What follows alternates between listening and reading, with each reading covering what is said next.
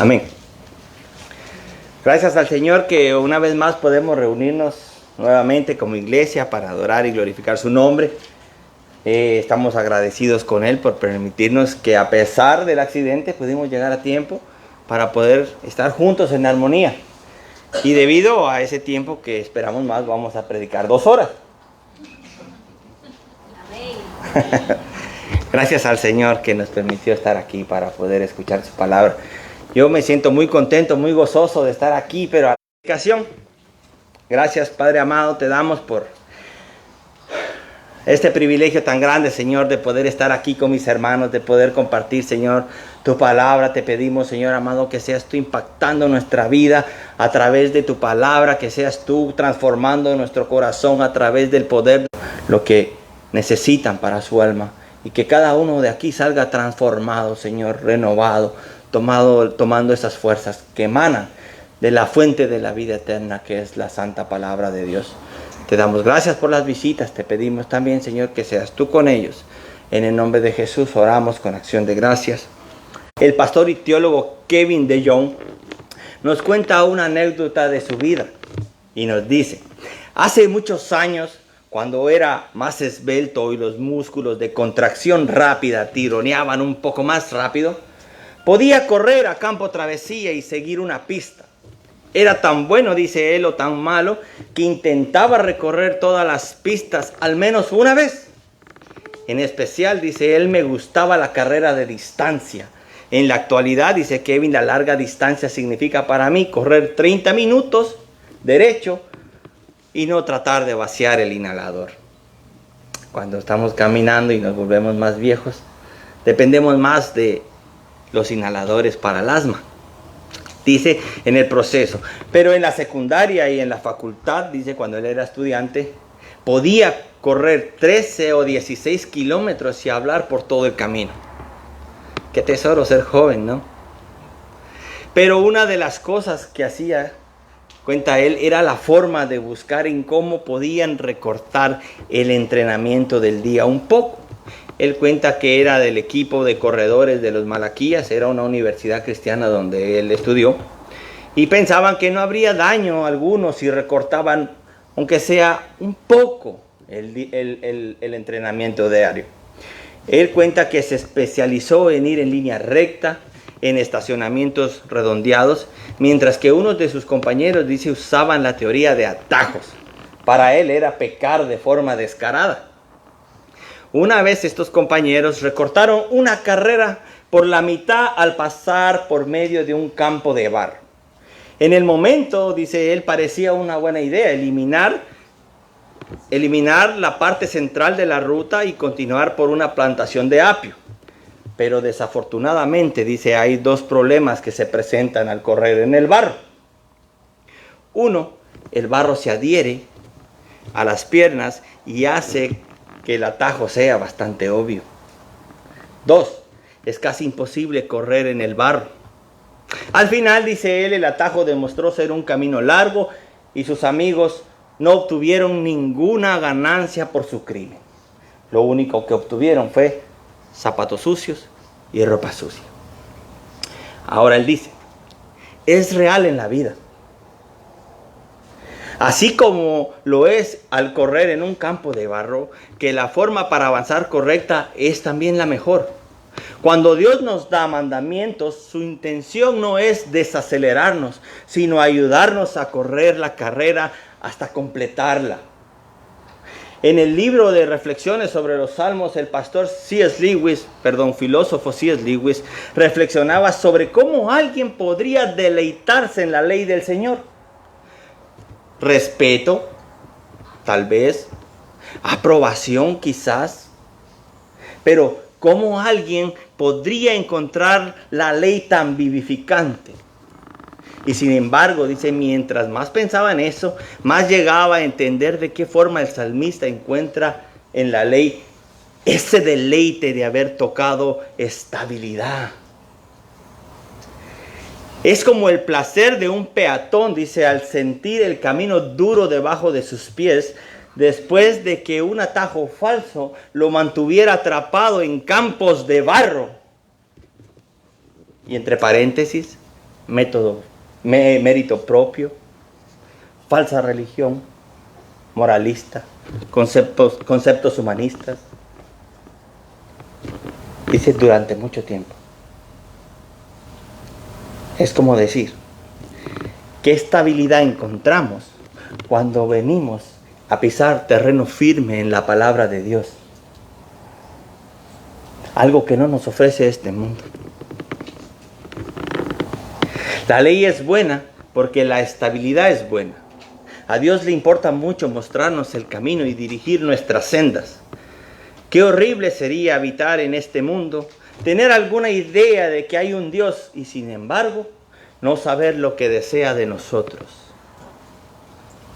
Los estatutos divinos son un regalo para nosotros. Dios nos da la ley porque nos ama. Qué gran pensamiento acerca de la palabra de Dios, ¿verdad?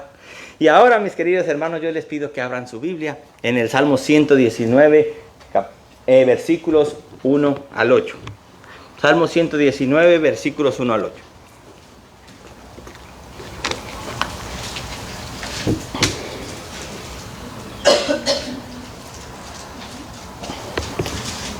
Amén. Leo para ustedes. Salmo 119, 1 al 8. Cuán bienaventurados son los de camino perfecto, los que andan en la ley del Señor. Cuán bienaventurados son los que guardan sus testimonios y con todo el corazón le buscan. No cometen iniquidad, sino que andan en sus caminos. Tú has ordenado tus preceptos para que los guardemos con diligencia. Ojalá mis caminos sean afirmados para guardar tus estatutos. Entonces no seré avergonzado al considerar todos tus mandamientos. Con rectitud de corazón te daré gracias al aprender tus justos juicios. Tus estatutos guardaré. No me dejes en completo desamparo. Cuán bienaventurados son los de camino perfecto. Como todos sabemos, el Salmo 119 es una obra de literatura hebrea con la más alta expectativa de la palabra de Dios. Es un salmo acróstico con el orden alfabeto. Tiene el acróstico del alfabeto es que cada palabra del salmo empieza con la letra inicial del alfabeto hebreo, con cada una de las letras del alfabeto hebreo. Es decir, que este salmo contiene 22 estrofas de 8 líneas. Y como les digo, en su parte inicial inicia en cada línea con la letra, por ejemplo, la letra A, la B, la C, pero del alfabeto hebreo.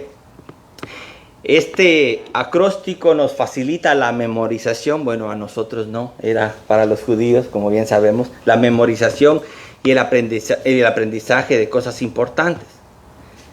Este salmo fue escrito para que los judíos lo memorizaran y pudieran comprender las excelencias de la palabra de Dios. También se nos hace notar en el salmo que hay 8 palabras claves referentes a la palabra de Dios. Son como sinónimos que nos indican los estatutos de Dios. En el versículo 1 encontramos que bienaventurados los de perfecto camino.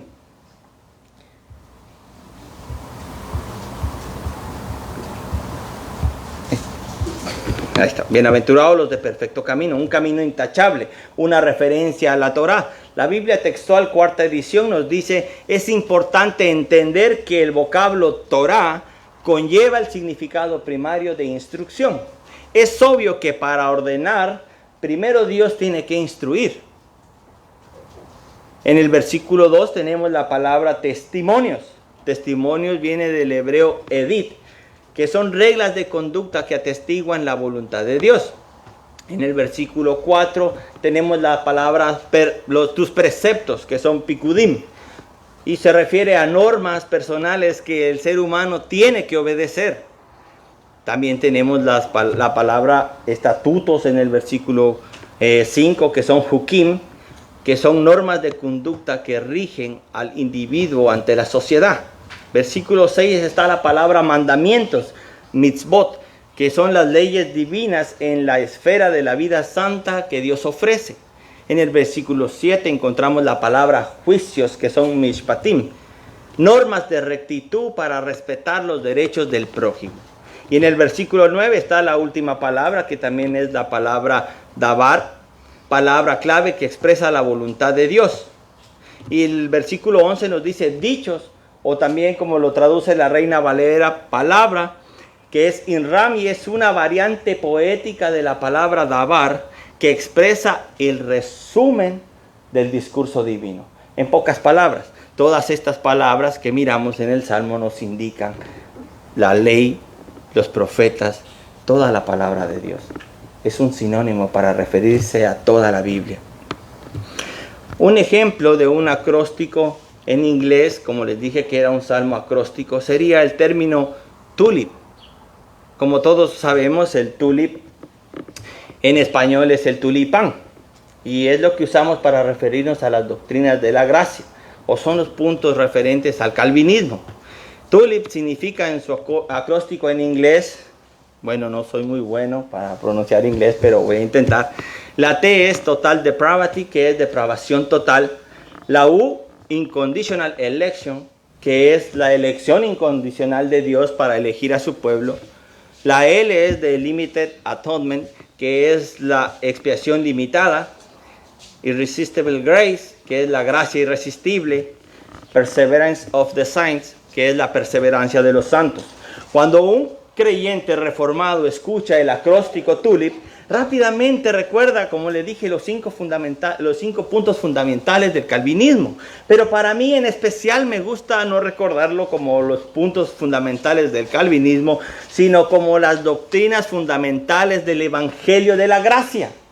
Porque en cada una de ellas vemos toda la obra redentora que Dios llevó a cabo por gracia para con su pueblo. Toda la obra redentora que Dios elaboró para salvar por gracia a su pueblo. Ahora, como dije, cuando un creyente escucha la palabra tulip, piensa en esas doctrinas fundamentales. Para un judío escuchar el alfabeto hebreo era recordar las excelencias de la palabra de Dios, resaltadas cada una de ellas en el Salmo 119. Es uno de los salmos más extensos de todo el Salterio y es uno de los capítulos más largos de toda la Biblia, con 176 versículos que resaltan la palabra de Dios de una forma majestuosa, ordenada y coherente para la vida cristiana. Es interesante notar que empieza con las mismas palabras que el Salmo 1. Como mi hermano Alex leyó, dice: cuán bienaventurado es el hombre que no anda en el consejo de los impíos, ni se detiene en el camino de los pecadores, ni se sienta en la silla de los escarnecedores, sino que en la ley de Jehová está su deleite, en su ley medita de día y de noche. Es una declaración majestuosa de la bendición de vivir conforme a los mandamientos de Dios. Pregunto, ¿tú eres un bienaventurado? ¿Tu deleite está en meditar en la palabra de Dios de día y de noche? Cuando hablamos de meditar, hermanos, no implica solo leerla. Implica que pensemos, razonemos y que nos dejemos transformar por los conceptos claros que nuestro Dios nos enseña. Para nuestro beneficio, hermanos, yo quise dividir este sermón en 3 encabezados. El primer encabezado dice: la búsqueda de la felicidad en la ley de Dios. Salmo 119, 1 al 3. La importancia de vivir conforme a la palabra de Dios. Versículos 4 al 6. Y el último es la búsqueda constante de la palabra de Dios. Versículos 7 al 8.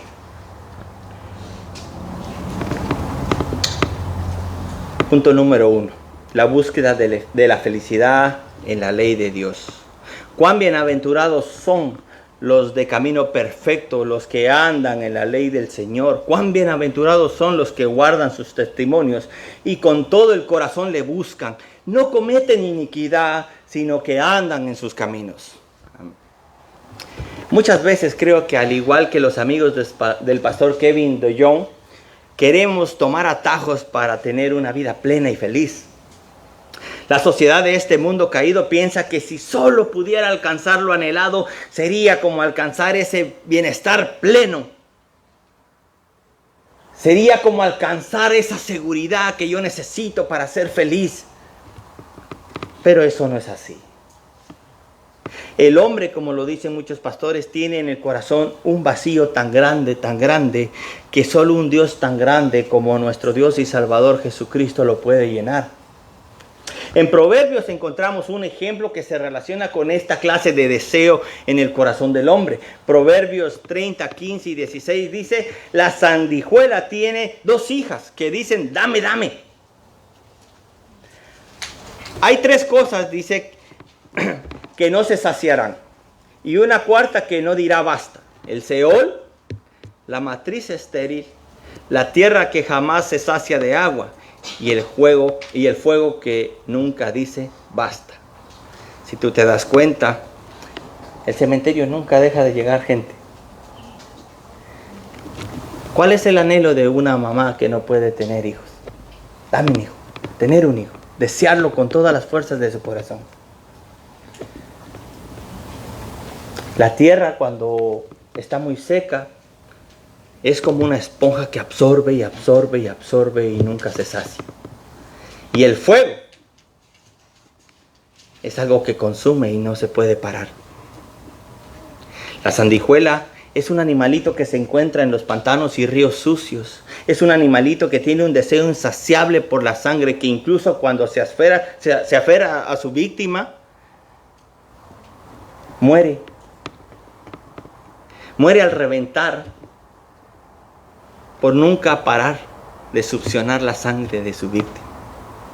Es tanto su deseo que ese animalito está prendido a tu piel y está succionando y succionando y succionando, que de tanto succionar revienta. No puede parar.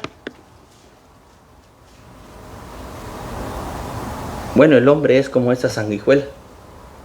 Se aferra a sus deseos y que puede hasta morir por alcanzarlos, incluso al alcanzarlo darse cuenta que no es suficiente y quiere más y más y más hasta reventar.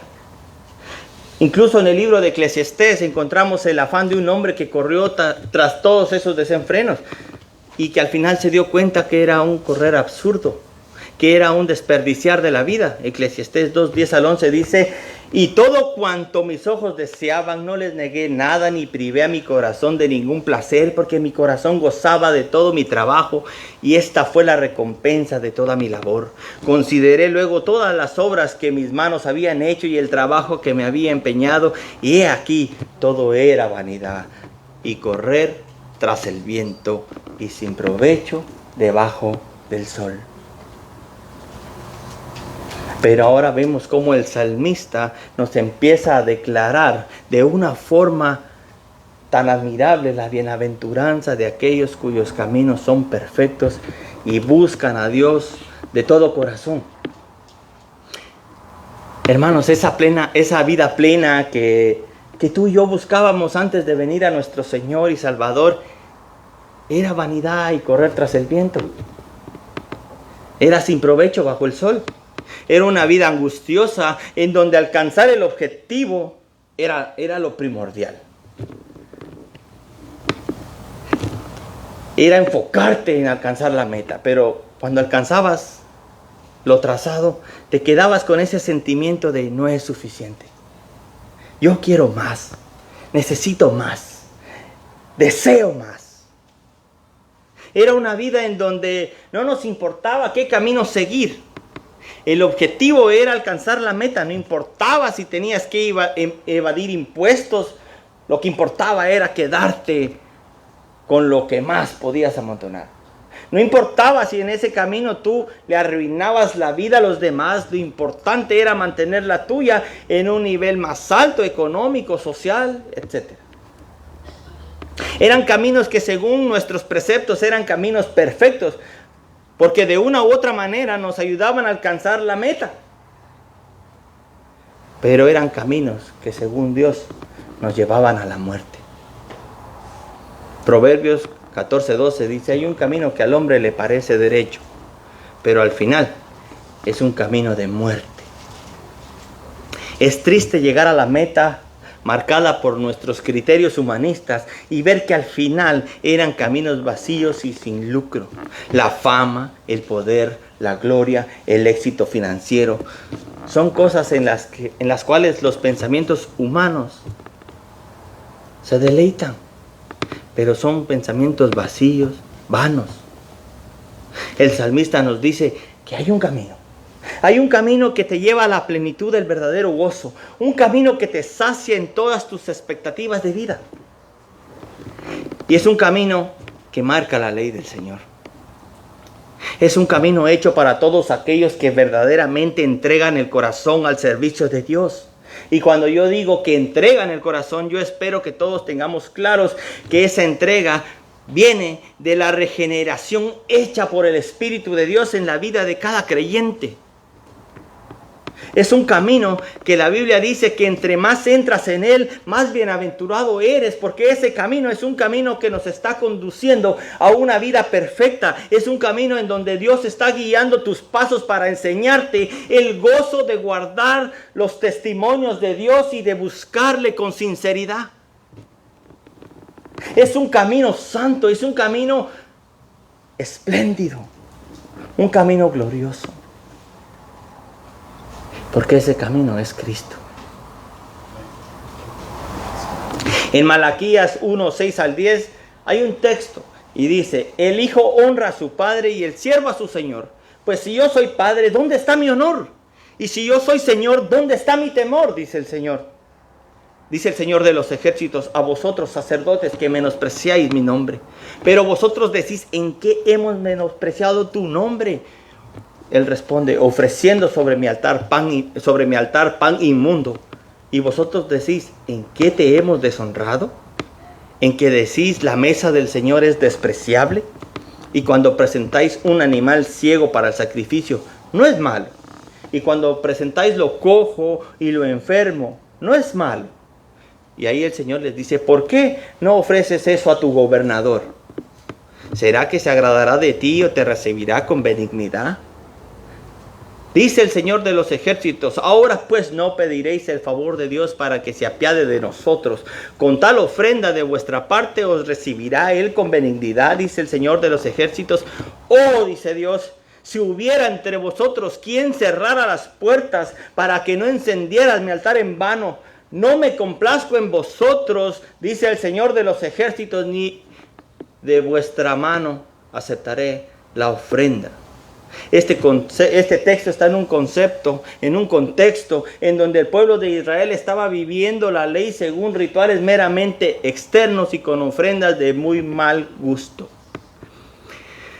Estaban presentando animales enfermos, ciegos, cojos delante del Señor, pero según los sacerdotes estaban haciendo lo correcto. Según los sacerdotes estaban viviendo la ley, según los sacerdotes estaban haciendo lo que a Dios agrada.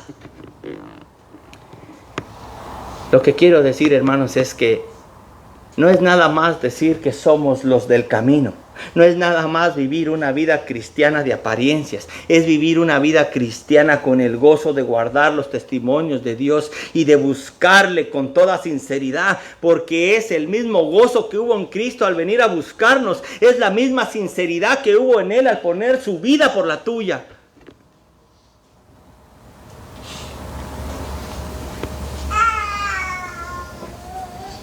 Hermanos, esa bienaventuranza no es solo caminar exteriormente, sino que ese caminar nace de guardar en tu corazón los testimonios de Dios y de buscarle con todo tu ser. Ese caminar te enseña, te muestra el gozo de la importancia de no cometer iniquidad y caminar en los caminos de Dios. El que medita en el camino del Señor, el que guarda sus testimonios, no está tratando de encontrar atajos para llegar a la meta. El que medita en los caminos del Señor, el que guarda sus testimonios, no está tratando de encontrar atajos para llegar a la meta. sino que corre con paciencia la carrera que tiene por delante, porque en ese correr Dios le está enseñando a no cometer iniquidad y a preferir andar en el camino santo de Dios, para que entienda lo que verdaderamente es ser pleno de la vida de Dios y del gozo de caminar con Él. Hermanos, en la Biblia se nos dice que Enoc caminó con Dios y que fue llevado por Dios. Ese es el propósito de seguir este camino santo con gozo. Saber de que al final de todo Dios va contigo y de que todo lo que te pueda venir, pobreza, hambre, dolor, enfermedad, tu seguridad está en que Dios te lleva de la mano a su presencia.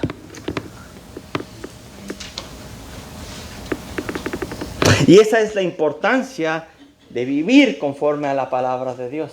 Ese es mi segundo encabezado. Salmo 119, 4 al 6. Tú has ordenado tus preceptos para que los guardemos con diligencia. Ojalá mis caminos sean afirmados para guardar tus estatutos. Entonces, dice el salmista, no seré avergonzado al considerar todos tus mandamientos.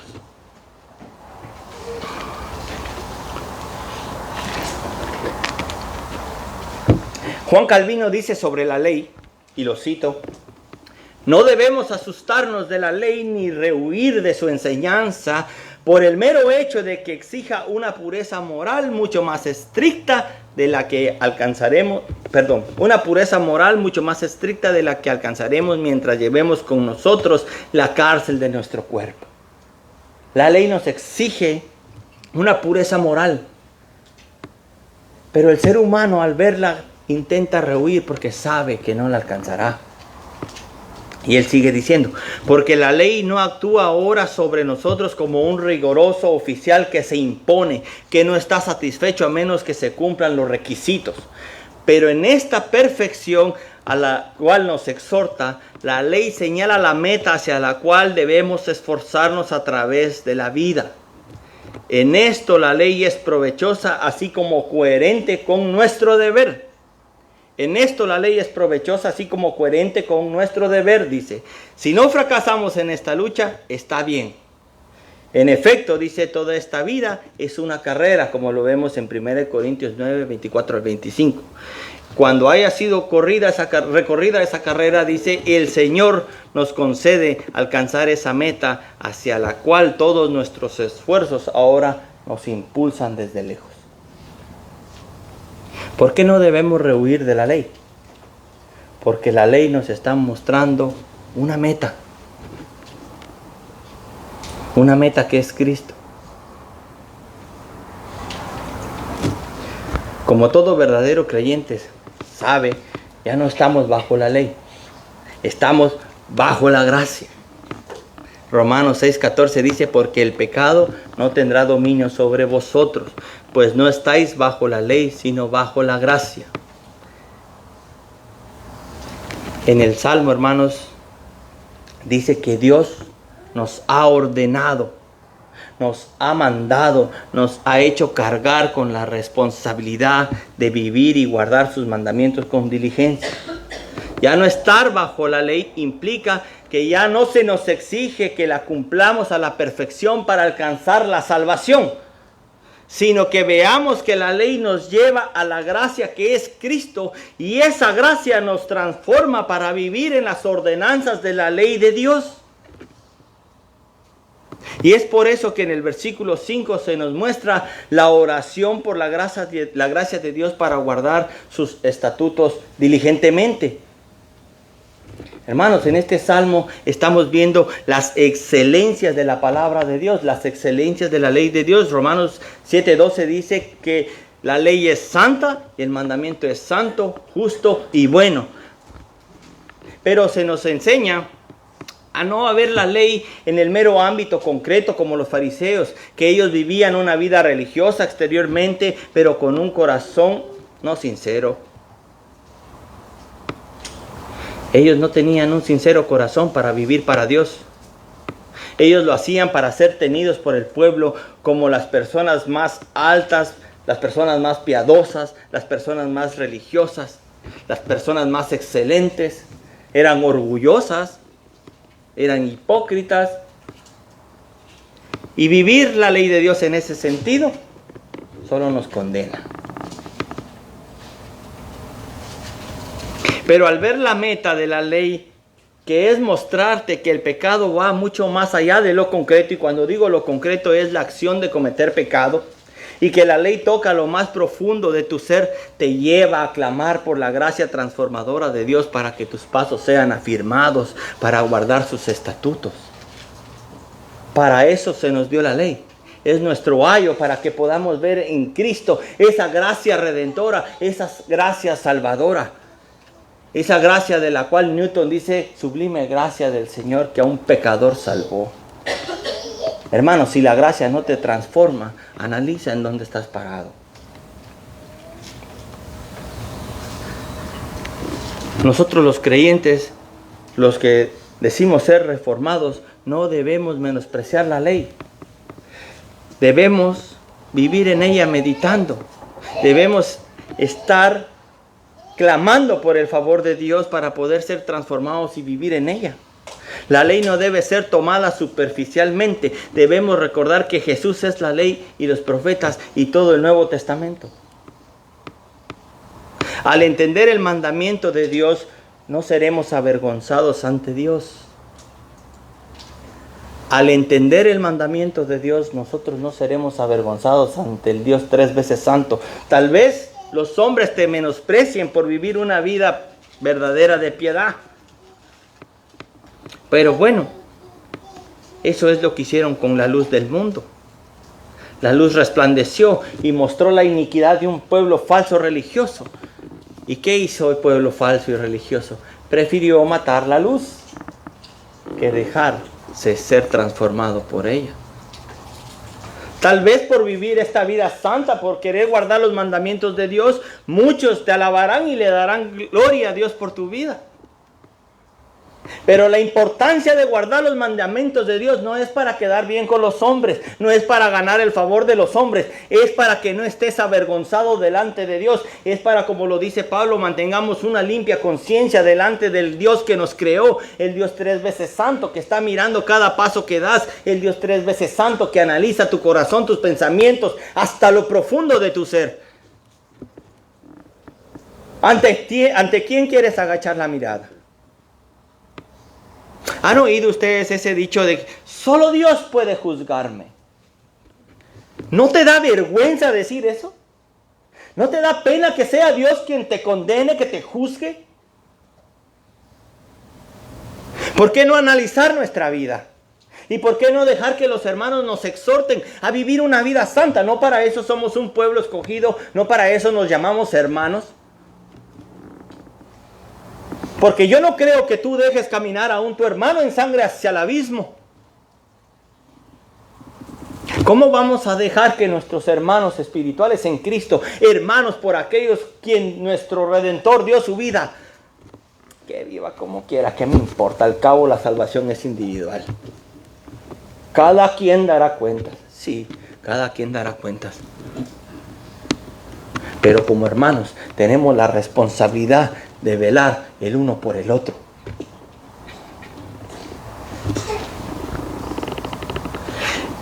La importancia es darle la prioridad a la excelentísima palabra de Dios. Es por eso que en el Salmo 1, como bien lo leyó mi hermano Alex, cuán bienaventurado es el hombre que no anda en el consejo de los impíos, ni se detiene en el camino de los pecadores, ni se sienta en silla de escarnecedores, sino que en la ley del Señor está su deleite, en su ley medita de día y de noche. Y este es mi tercer encabezado: la búsqueda constante de la palabra de Dios. Versículos 7 al 8 dice: con rectitud de corazón te daré gracias al aprender tus justos juicios. Tus estatutos guardaré, no me dejes en completo desamparo. Con rectitud de corazón, leámoslo todo. Con rectitud de corazón te daré gracias al aprender tus justos juicios. Tus estatutos guardaré, no me dejes en completo desamparo. Hermanos, muchos piensan que la adoración a Dios debe ser con una voz angelical y que debe ser lo más excelentísimo que podamos hacer. Y yo digo, no está mal que lo hagamos. No está mal practicar las alabanzas al Señor entre semana para que en nuestro culto el domingo todo suene armonioso y maravilloso. Eso sería excelente. Pero todo eso de nada sirve sin el compromiso de alabar a Dios con un corazón recto al haber aprendido sus justos juicios. De nada sirve que tengamos una voz angelical, de nada sirve que podamos hacer todo aquí con excelencia y lo más profesional que podamos si no tenemos un corazón recto para hacerlo. Y ese corazón recto nace de la excelentísima palabra de Dios que nos vivifica, nos exhorta a vivir una vida recta ante los ojos de un Dios, como lo digo, que es 3 veces santo. ¿Saben por qué nosotros nos caracterizamos por usar un himnario para cantar alabanzas al Señor? Porque comprendemos que una sana teología es la única que puede transformar tu corazón. Para mover las emociones, hermanos, aquí podríamos poner un excelente equipo, sonido de músicos y hacer todo lo que puedas imaginar. Y te vamos a tener aquí brincando y gozando, hasta llorando de emoción. Pero lo que a nosotros nos interesa es que tu corazón sea transformado para que cuando alabes al Señor lo puedas hacer con rectitud de corazón. Para que cuando el Señor nos dé la oportunidad de tener todo lo que ya te dije, un equipo de músicos, el sonido y todo lo que podamos imaginar, lo hagamos con excelencia, con un corazón que verdaderamente a Dios le agrade.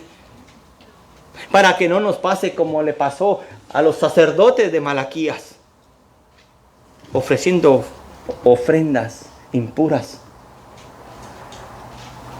Para que cuando el día domingo vengamos a alabar a Dios, tengamos conciencia de que toda la semana pasamos meditando en que vamos a vivir una vida santa para el Señor. Vamos a apartarnos de la maldad, vamos a apartarnos de hacer iniquidad, vamos a apartarnos de lo que nos contamina.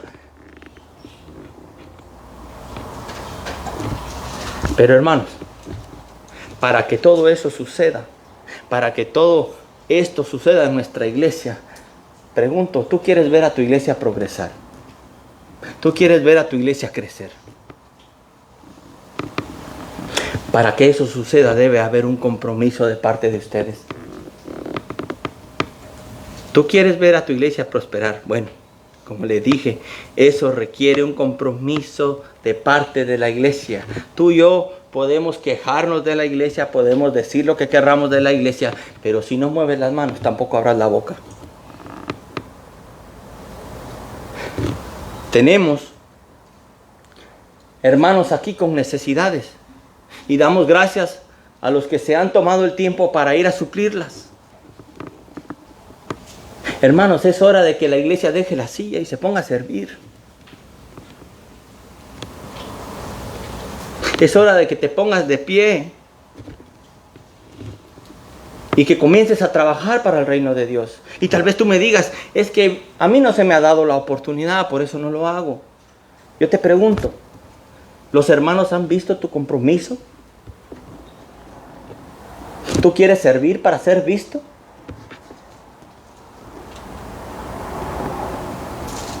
Si tú quieres servir para ser visto, el Señor Jesucristo dice, de hecho ya vas a obtener tu recompensa. Y la recompensa de los hombres no sirve de nada. Vale más que nos recompense nuestro Señor y Creador. Debemos tener un compromiso como iglesia. La ley de nuestro Dios debe ser apreciada por el creyente verdadero con la verdadera sinceridad de querer ser transformado por ella. Para que le sea quitado ese corazón de piedra insensible a la voluntad de Dios y le sea otorgado un corazón sensible para agradar, para guardar la palabra de Dios. Un corazón sensible que pueda percibir que mi hermano está pasando necesidad, que hay que hacer esto, hay que hacer lo otro en la iglesia, hay que servir a los hermanos. ¿No fue eso lo que vino a hacer nuestro hermano mayor? Él dice que no se avergüenza de llamarnos hermanos. ¿Saben de quién estoy hablando, no? De Jesús. Para Él no fue ninguna vergüenza quitarse de su trono de gloria y venir y tomar una toalla y lavarte los pies. Para Él no fue una vergüenza morir desnudo en una cruz, lacerado, para ti darte la vida eterna. Como dice Matthew Henry, el tentador quiere que los hombres piensen que tienen la libertad de seguir o no seguir la palabra de Dios, según les plazca. El diablo quiere, dice Matthew Henry, que los hombres piensen que tienen la libertad de seguir o no la palabra de Dios según les plazca. Pero el deseo y la oración del hombre bueno concuerda con la voluntad y el mandamiento de Dios. Si un hombre piensa que por obedecer una cosa puede adquirir indulgencia para desobedecer en otras, se hará evidente su hipocresía. Y si no es avergonzado en este mundo, su porción será la vergüenza eterna. Hermanos, ¿cómo nosotros, los creyentes, podremos decir que amamos a Dios cuando no amamos su palabra?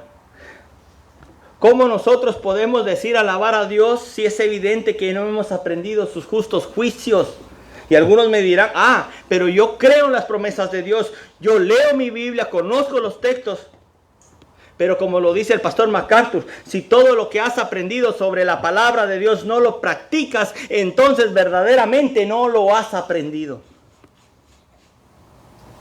Esto no se trata de saber Biblia, se trata de vivirla. Miren cómo nos lo dice Pablo a Tito. Tito capítulo 2, versículo, vamos a leerlo todo rápidamente. Lo voy a leer para ustedes. Tito capítulo 2. Voy a hacer énfasis en el primer versículo. Pero tú habla lo que está de acuerdo con la sana doctrina. ¿De dónde fluye la sana doctrina? De la palabra de Dios. ¿Cuál es el énfasis que va a dar ahora el apóstol Pablo? Que los ancianos sean sobrios, serios, prudentes, sanos en la fe, en el amor, en la paciencia. Las ancianas asimismo sean reverentes en su porte, no calumniadoras, no esclavas del vino, maestras del bien, que enseñen a las mujeres jóvenes a amar a sus maridos y a sus hijos, a ser prudentes, castas cuidadosas de su casa, buenas, sujetas a sus maridos, para que la palabra de Dios no sea blasfemada. Exhorta, asimismo a los jóvenes a que sean prudentes, presentándote tú en todo como ejemplo de buenas obras, en la enseñanza, mostrando integridad. ¿Saben por qué a veces nuestros jóvenes no nos toman en serio? Porque a veces nosotros decimos ser, pero demostramos lo que somos con nuestros hechos. Aquí nos dice que nosotros nos pongamos como ejemplo de integridad, seriedad, palabra sana e irreprochable, de modo que el adversario se avergüence y no tenga malo que decir de vosotros. Exhorta a los siervos a que se sujeten a sus amos, que agraden en todo, que no sean responsables. Hermano, la sana doctrina, la palabra de Dios, toca todas las áreas de nuestra vida. Toca el matrimonio, toca la crianza de los hijos, toca el trabajo, toca el comportamiento entre la sociedad, entre la cultura de este mundo caído. Porque la gracia de Dios se ha manifestado para salvación a todos los hombres, enseñándonos que renunciando a la impiedad y a los deseos mundanos, vivamos en este siglo sobria, justa y piadosamente, guardando la esperanza bienaventurada y la manifestación gloriosa de nuestro gran Dios y Salvador Jesucristo, quien se dio a sí mismo por todos nosotros para redimirnos de toda iniquidad y purificar para sí un pueblo propio, celoso de buenas obras. ¿Eres celoso de buenas obras? Esto habla y exhorta y reprende con autoridad. Nadie te menosprecie. ¿Con qué tienen que reprender? Con autoridad. ¿Esa autoridad de dónde emana?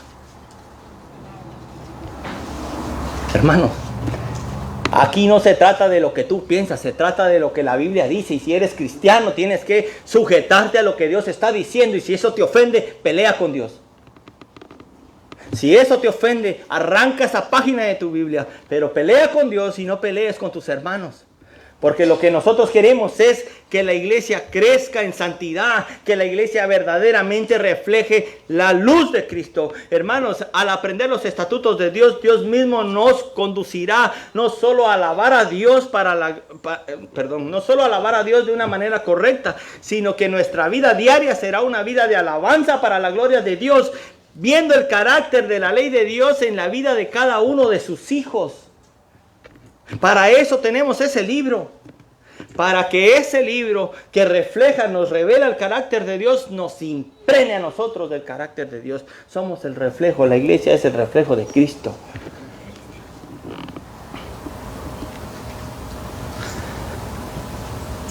Y esa es la súplica de todos, que todos nosotros deberíamos tener. La súplica de todos nosotros a Dios. Hermanos, ¿cuáles han sido tus oraciones últimamente? ¿Por salud? ¿Por el bienestar familiar? ¿Por el trabajo? ¿Tu economía? Y yo no estoy diciendo que eso está mal que lo pidamos. Yo no estoy diciendo que tú no pidas tener un buen trabajo, que tú no puedas pedir que tengas salud, que tú no puedas pedir por tu familia, que tú no puedas pedir por una casa. Pero eso no debería ser el centro de tus oraciones. La súplica de todos nosotros a Dios debería ser que no permita que abandonemos ni nos desviemos de los mandamientos de Dios. Esa es la importancia de los textos donde Jesús habla diciendo en Juan 15, versículo 1 al 15. Leo para ustedes. Yo soy la vid verdadera y mi Padre es el labrador. Todo pámpano que en mí no da fruto, lo quitará, y todo aquel que lleva fruto, lo limpiará para que lleve más fruto. Ya vosotros estáis limpios por la palabra que os he hablado. Permaneced en mí y yo en vosotros. Como el pámpano no puede llevar fruto por sí mismo, si no permanece en la vid, así vosotros si no permanecéis en mí. Para que tú puedas llevar fruto, ¿en dónde tienes que permanecer? En Cristo. Pregunto, ¿en dónde está Cristo? ¿Cuál debería ser tu deleite? Deberíamos de cantar como el salmista: mi deleite de día y de noche es en meditar en tu palabra.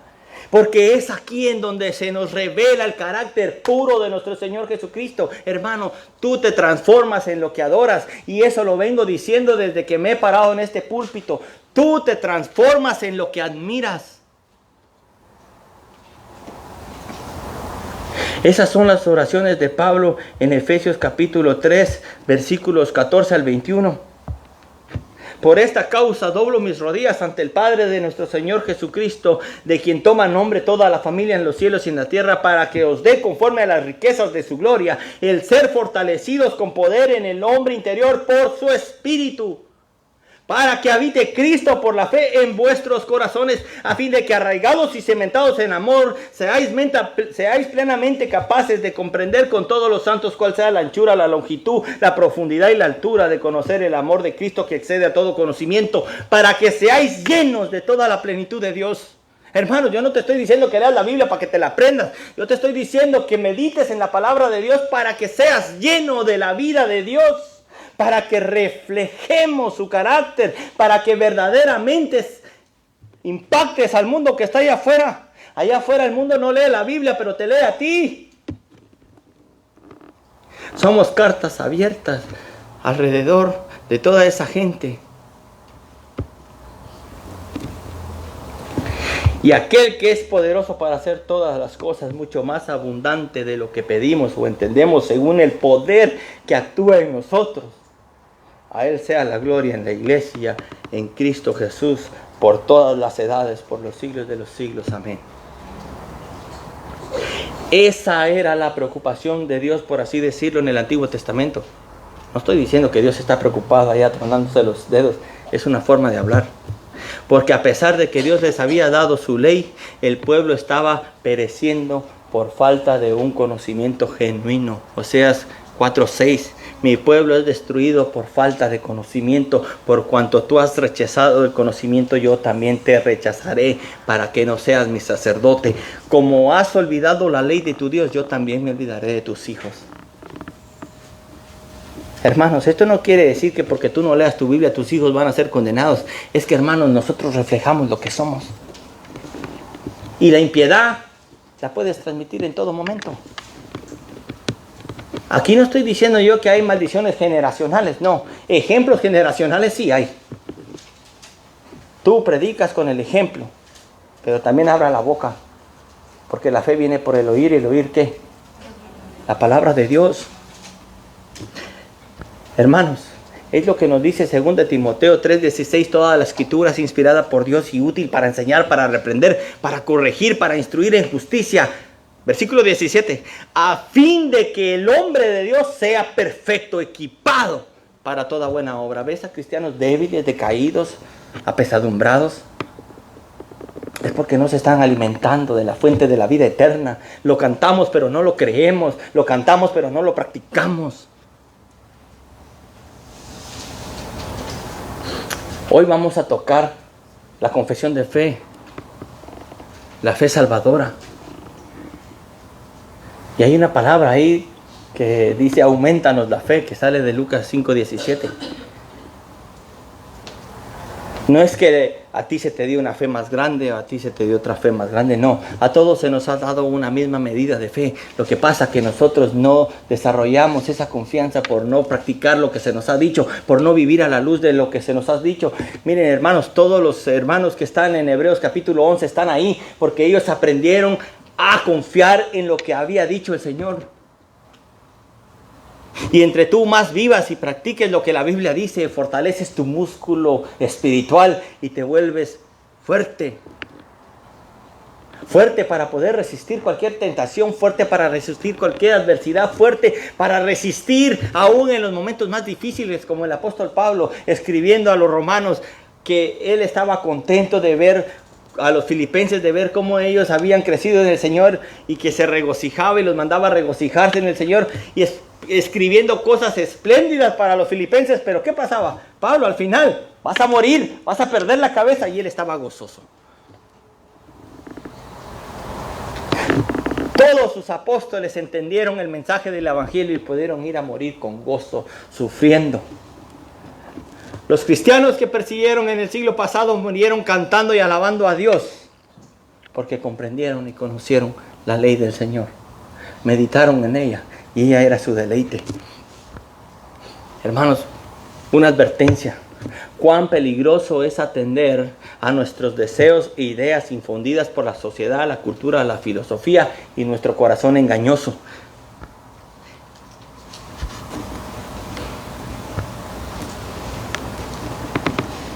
Cuán necio es todo aquel que desprecia la exhortación del mismo Señor Jesucristo de venir en pos de su palabra para vivir y cumplirla. Cuán necio, cuán duro de cerviz es aquel cuyos preceptos predominan más en su vida que la viva palabra de Dios. Y la advertencia aquí es, hermanos, tengan cuidado. Tengan cuidado cuando ustedes se dejan dominar más por sus ideas infundidas. Tengan cuidado cuando ustedes se dejan guiar más por lo que ustedes creen que es correcto. Tengan cuidado por quererse guiar por la filosofía y la cultura de este mundo, porque ese es el primer paso a la apostasía. 1 Corintios 1:5-7. Pero el propósito de nuestra instrucción, habla el apóstol Pablo, es el amor nacido de un corazón puro, de una buena conciencia y de una fe sincera. Ahora, pues algunos, desviándose de estas cosas, se han apartado hacia una vana palabrería.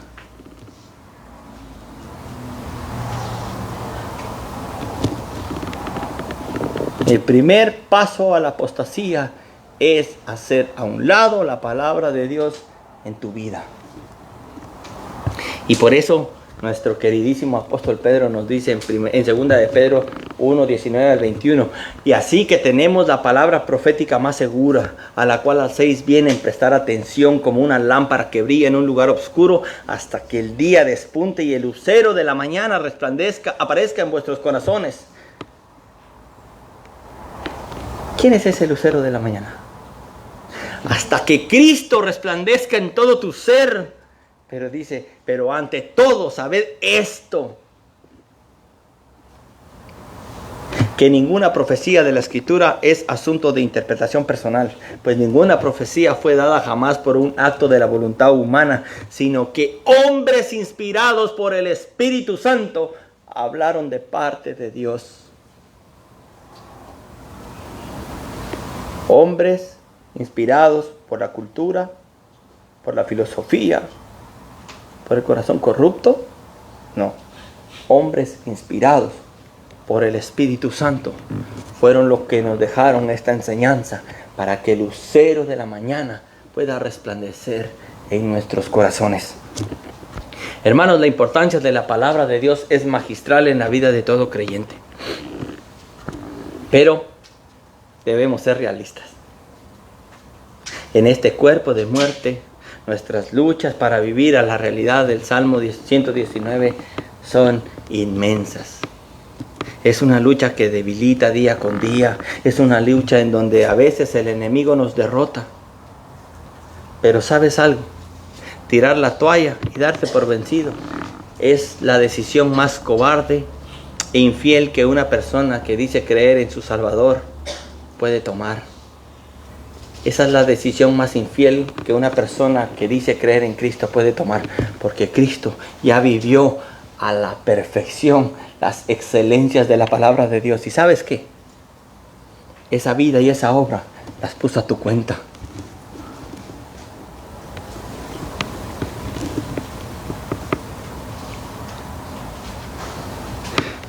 Las bienaventuranzas de las que habla el Salmo 1 y el Salmo 119 y toda la Biblia, ya las vivió nuestro Rey.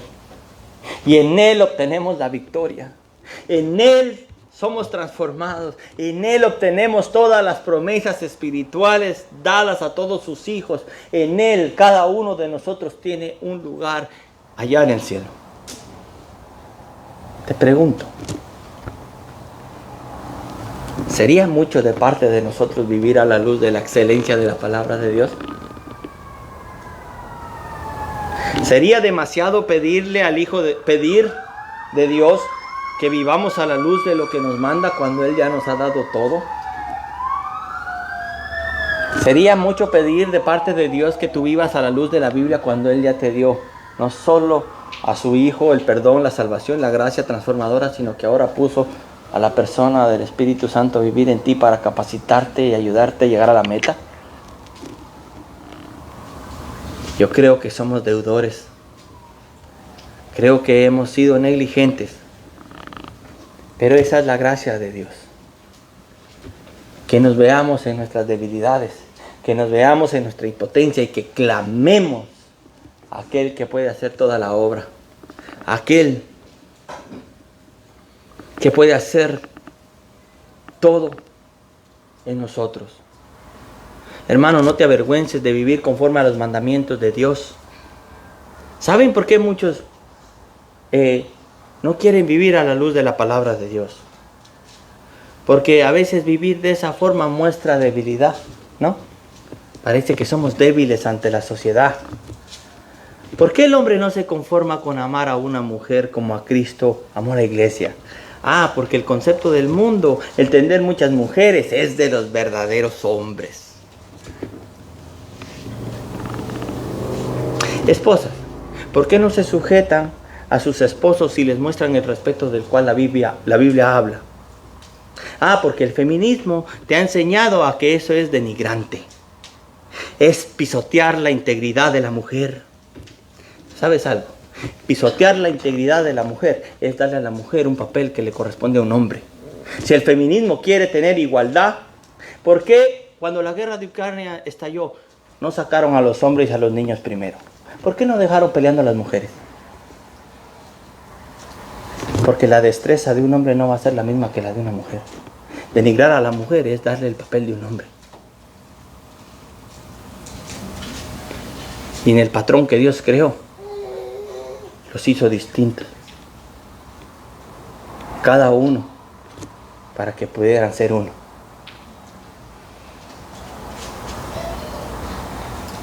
La mujer es delicada, es bella. Es más detallosa. Los hombres, ¿cómo son? Rudos, así, ponerlo, ahorita bueno. No querramos cambiar lo que Dios ha dicho.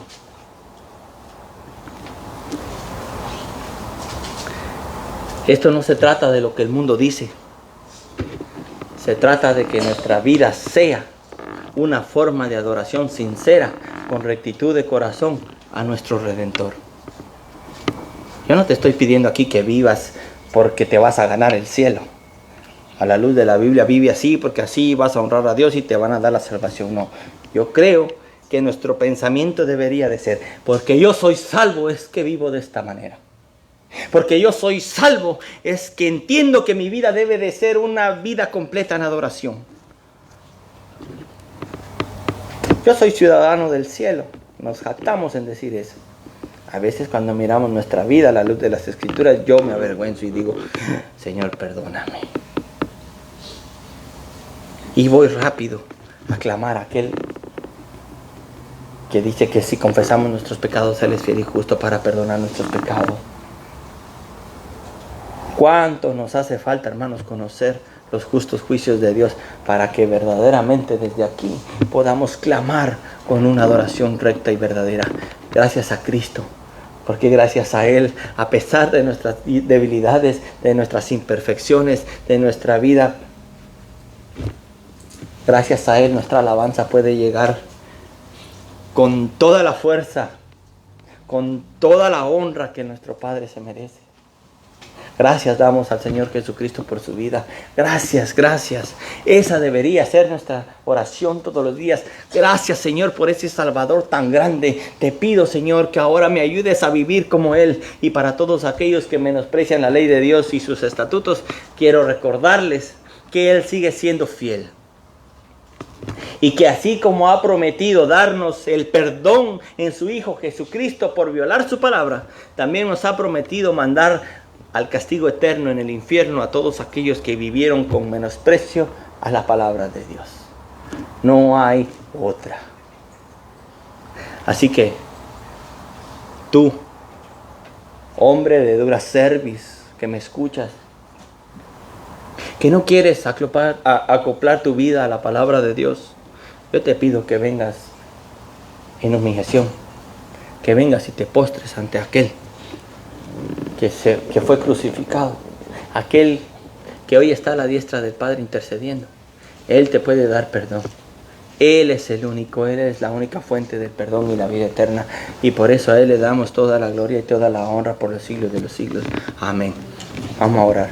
Gracias, Señor Jesús, por esta tarde maravillosa que nos has dado, Señor, por podernos permitir estar aquí, Señor, delante de ti.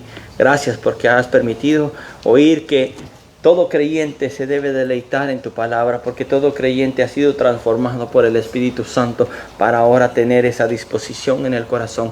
Ayúdanos, Padre, a ser obedientes a tu voz, a ser obedientes a nuestro querido Salvador Jesucristo, que nos ha marcado las huellas, las pisadas que debemos de seguir. Perdónanos, Padre, cuando no lo hemos hecho. Perdónanos cuando hemos sido infieles. Te pedimos que seas misericordioso, Señor, pero que sobre todo endereces nuestra vida y que podamos ver que la meta es ser como tu Hijo Jesucristo. Te pedimos con todo el corazón que nos lleves con bien a nuestro hogar y que, Señor, meditemos en lo que hoy oímos y que meditemos más en tu palabra para que así podamos nacer en adoración, Señor, con un corazón recto, verdadero y limpio delante de ti. En el nombre de Jesús te damos gracias. Amén.